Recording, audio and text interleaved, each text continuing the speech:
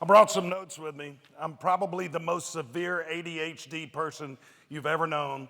And if I don't come back every once in a while, I'm gonna be off talking about the cost of chicken right now or something like that. So I wanna thank Will for having me here. Will Gadara, there's not much Will could ask of me that I would say no to. So it's pretty heady stuff for a boy from South Mississippi to be here in Lincoln Center talking to you, and so I appreciate the opportunity.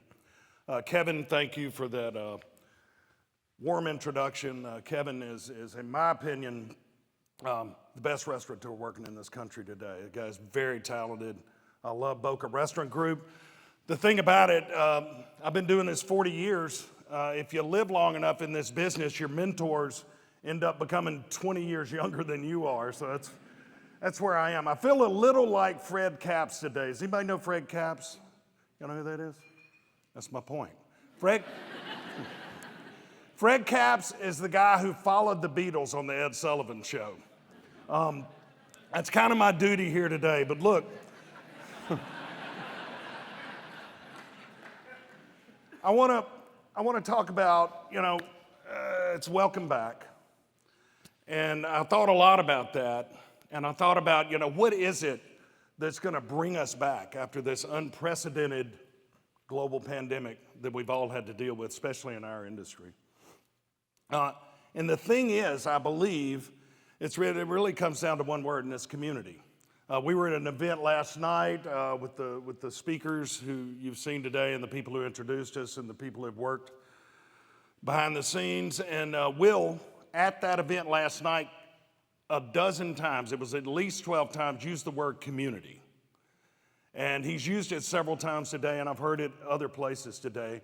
So that's kind of what I want to talk about, because that's how we come back. And we come back through community. But it's not the CVB, Tourism Bureau really form of community. There's a whole different, I want you to take a minute, I want you to think of community in a different way.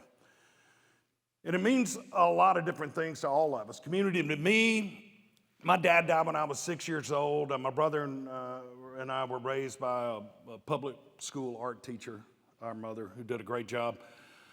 Our community gathered around us, so I really had a lot of fathers. That I am the embodiment of it takes a village. I've been clean and sober 39 years.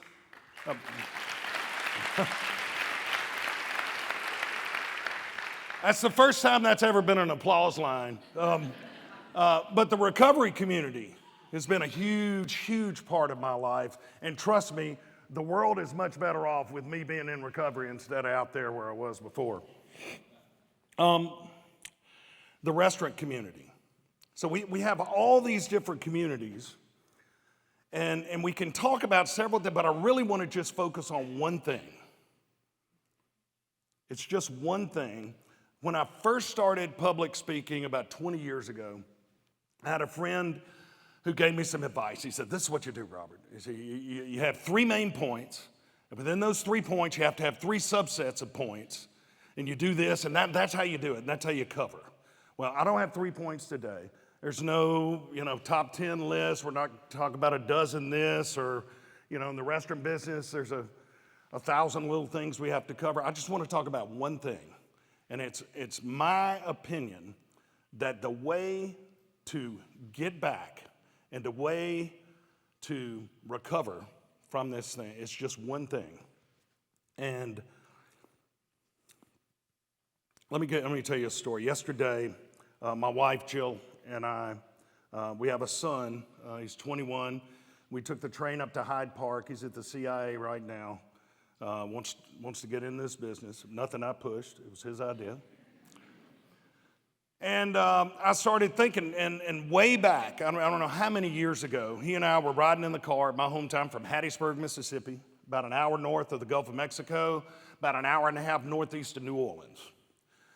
We were riding in the car. He was a young kid at the time, and he started talking about a guy in our town that he said he admired and looked up to. And I said, well, why is that?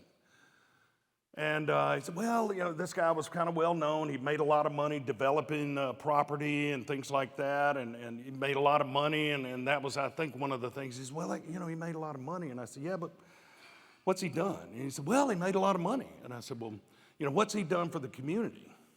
We didn't have an answer. And right about that time, we were driving down 40th Avenue. I looked to my left, and there's my friend Van Jones. Van Jones was a basketball player at the local university in our town. He got out and started an after-school daycare for kids. He also opened a coffee shop, and he's a part-time preacher. I said, here, he had a stick with a nail in the end of it, an orange vest, and a bag. And he was walking down 40th Avenue, which is about a mile long, and back. He does it every Saturday morning. He gets up, and he just picks up trash. I said, Harrison, that's who I admire.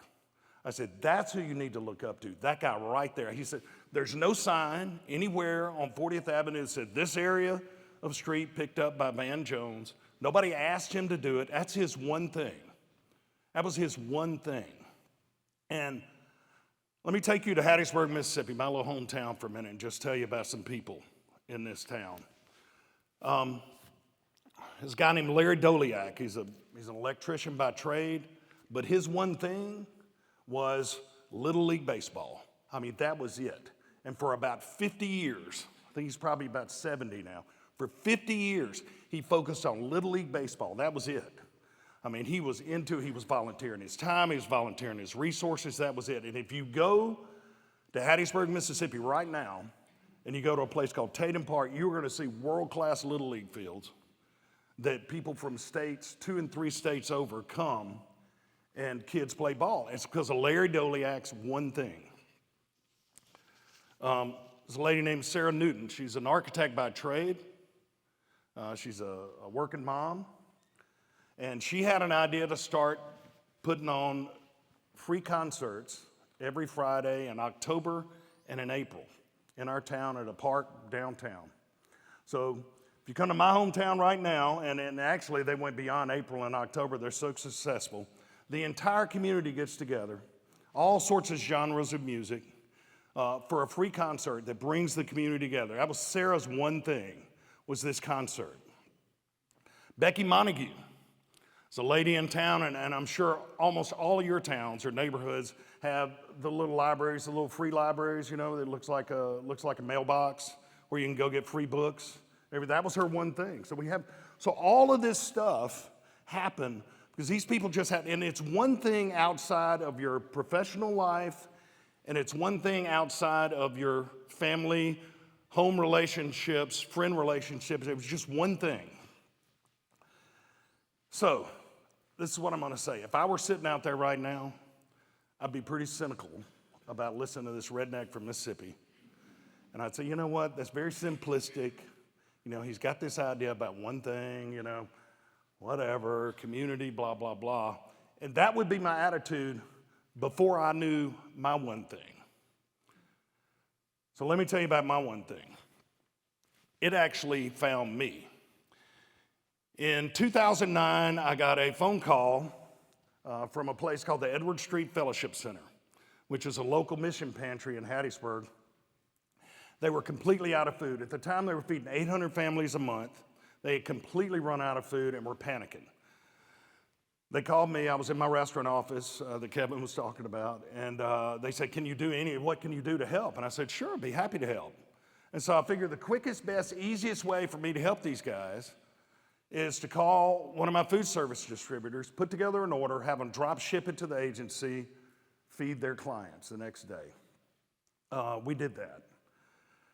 And so I started thinking, maybe if there were an easier way for these places to get food, that they wouldn't run out of food.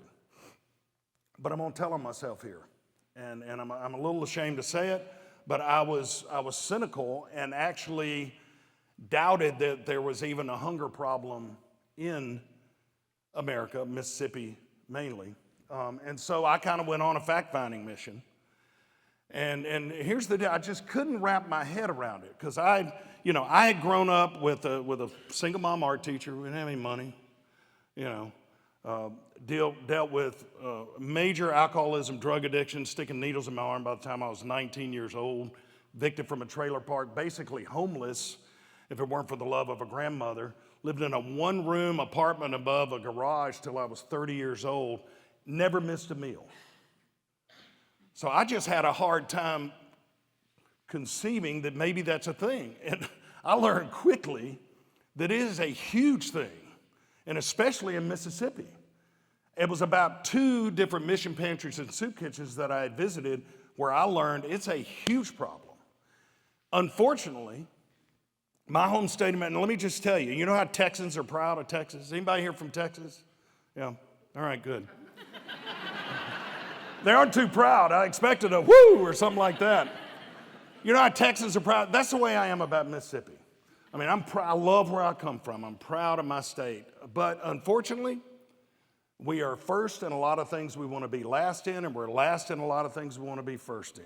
Unfortunately, we are number 1 in food insecurity. We have well over it's only a state of 2.9 million people. We have over 600,000 people who are food insecure in Mississippi. Over 200,000 of those are kids who eat a school breakfast and a school lunch and don't eat again until the next day. And when summer's in and school's out, I don't know where they're eating. Well, I do, and I'll tell you about it in a minute. Over 100,000 citizens in Mississippi are seniors who right now are trying to figure out, can I go to the grocery store or can I pay the electric bill? It's a real problem, and my eyes were open. But I also learned that these mission pantries and soup kitchens were running off canned food drives, which I'm sure a lot of you know is the most ineffective way to feed those in need. I was seeing things on their shelves just like blueberry pie filling, and people just dumping out their pantry to try to help. So, what I also learned on this fact-finding mission is Mississippi is not only number 1 in food insecurity, we're also number 1 in obesity. And I had a problem with that. I was like, well, somebody's eating something somewhere. What's going on here? And what I learned is that those 2 things almost always go hand in hand. That people who don't have enough money to lead a proper diet are living out of convenience stores, doing the best they can, drinking the cheapest sugar drinks and snack foods. And it's a real thing, and my eyes were open. So I got this idea, and I started something called Extra Table. Based on the premise of what if every home and every business had an extra table where they could feed those in need? And if so, what would that look like? I founded Extra Table on 2 principles. Number 1, 100% of the money we raise for food will go to purchase food. I had heard all these horror stories about these major nonprofits that, 40% was going to administration and all that stuff. I said, I'm not about to be a part of anything like that. 100% of the money we raise for food goes to food. So we started an entirely different 501c3 that raises our very minimal administrative costs. Number 2, it's always going to be healthy food. Low-fat proteins, low-sugar fruits, low-sodium vegetables, healthy grains. And that's what we planted our flag on, and that's what we started. Extra Table, in my opinion, is one of the most efficient, effective nonprofits that you'll ever see. I'll give you in 2020, during a global pandemic, we had 1 employee for a whole statewide agency. We shipped 5.9 million pounds of food free of charge to almost 60 agencies from the top to the bottom of Mississippi. It's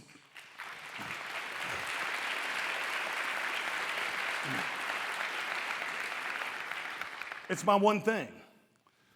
And right now, right now, people in the state know who we are, but in the early days, it was really kind of comical because we would approach an agency, hey, we're Extra Table, we want to send you food, and their first question, they're very skeptical, first question is, how much is it going to cost us? I said, not going to cost you a thing. We're going to raise the money, we're going to ship it to you free. And they, well, do you want our donor list? Nope, don't want your donor list, we want to just ship you food. The problem is there were plenty of agencies in the state serving the food insecure people of the state. The problem was they were running out of food all the time. So it's not reinventing the wheel.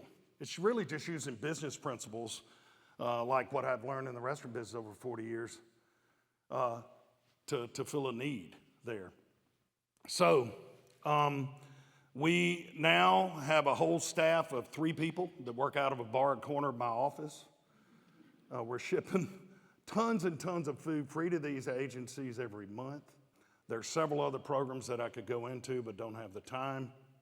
The main point is all the restaurants and the books and the television, all that stuff, I really believe, and this sounds kind of cheesy, I believe all of that stuff that came before in my life and my career led me to that one thing that I was supposed to do, really. And I started thinking, I know I'm preaching to the choir. You guys are here today, you're taking time out of your work schedule and your life schedule to be here for enrichment and all those kind of things. And so I'm sure most of you already have a one thing. But my one thing kind of developed a side hustle, and now I encourage other people to find their one thing. And if you got one and you're doing it outside your professional career, outside your family career, encourage some other people to do that thing, because this is the way I look at it. In my home state of Mississippi, 2.9 million people, a little bigger than Brooklyn. Just think if everybody did just one thing, and it doesn't have to be a big thing. It can be picking up trash by the side of the road. Just if everybody, all those 2.9 million people did one thing, what a difference we could make. And again, it's my feeling that's how we get back. At the very first Welcome Conference, Will Guidara quoted Bishop Desmond Tutu, and he said, "Do your little bit of good where you are. It's those little bits of good put together that overwhelm the world." And here's the deal, guys. I was thinking about this earlier. If this were the high school auditorium, and we were all in high school, and we had a yearbook with everybody's picture in this audience, I promise you, I would be voted least likely to succeed. I'm the least likely person to be sitting on this stage right now. But I found my one thing. And at the end of the day, I have to ask myself the question, do I want to be the guy that fed people filet mignon? Or do I want to be the guy that fed people canned tuna? And it's an easy answer, because canned tuna wins every time. Thank you.